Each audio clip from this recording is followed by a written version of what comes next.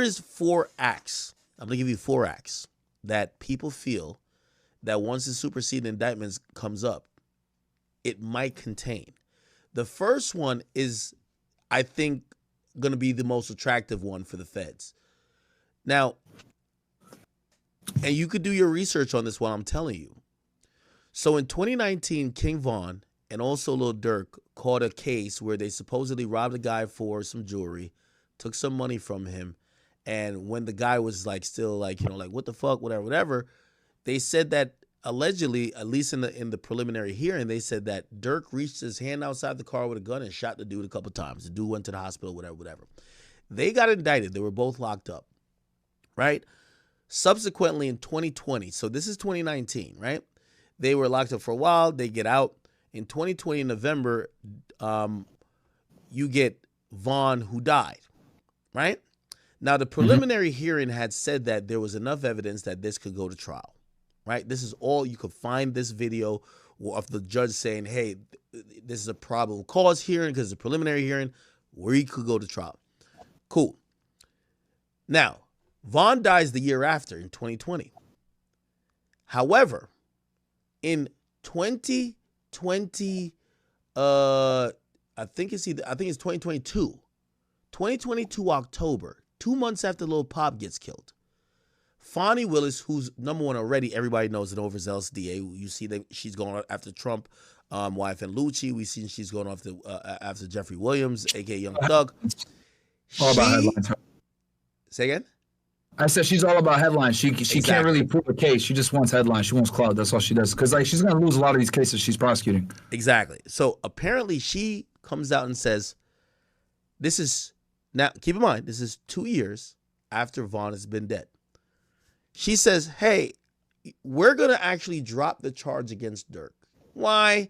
The reason being is that we don't know if we could prove beyond a reasonable doubt that he did these things we allege. And to be honest, if Vaughn was alive, Vaughn would have been indicted," which is pretty interesting because it's like, wait, why didn't you drop it immediately after Vaughn died? Why did it take 2 years afterwards? Now, what's very important is that about a month and a half before, so let's say about 40 days before, she announced she's dropping that charge. You know what happens? Lil Pop gets killed in LA. Now, work with me on this. This feels like the Fed's been watching Durk, and they've been trying to get some of these things to either come up with a RICO or something else, and they tell Fulton County, we're gonna pick this up, and they drop it. It's the weirdest. They actually dropped it in the weirdest way. Fulton County. They were like, they showed up to court. This is on camera. They showed up in a preliminary hearing. They brought in a gang specialist from Chicago. They had their detective describing a video of them saying they had Durk's hand hanging out the window, and then they say, "Oh, we just don't have enough evidence." I felt the feds picked that up. Okay. And that's why they dropped it. And they were abreast and knowledgeable of the Lil Pop situation, and they're working on a bigger case. You get what I'm saying? Now, also, the D thing happened. So his brother dies.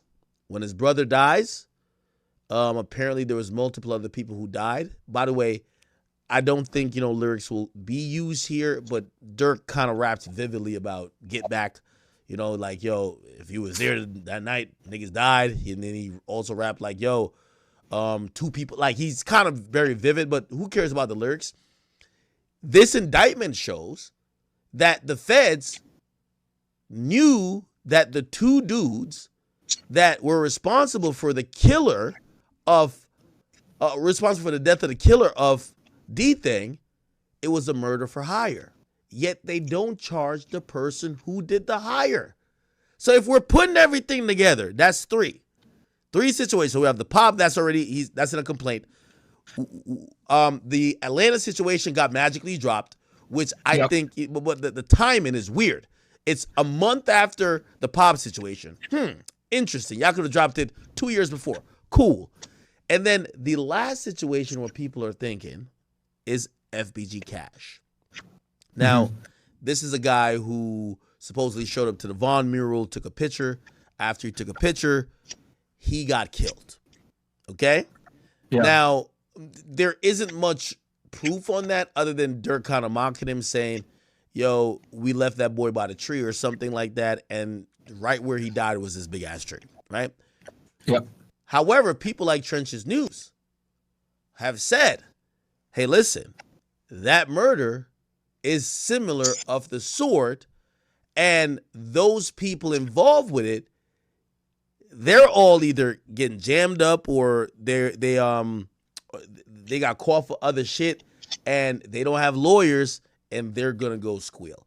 So if you ask me, I would be shocked if this is the Lil Pop situation is the only murder or crime that involves a murder that a superseding indictment that gets unveiled in the next coming weeks or even maybe the next week on Durk states.